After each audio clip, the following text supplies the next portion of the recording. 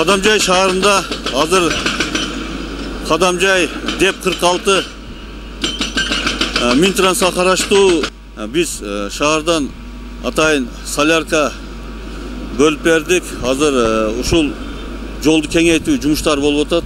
Эң кооптуу ушул жердеги биздеги мына Азиретали участка деп коебуз.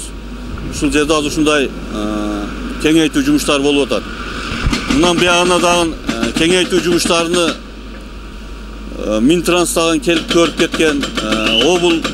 Облустан райондук жетекчилер баардыгы биргеликте ушул жерди кеңейтебиз деген көптөгөн ой пикирлерибиз бар. Мындан биягына ошол жумуштар аткарылат деген ойдобуз.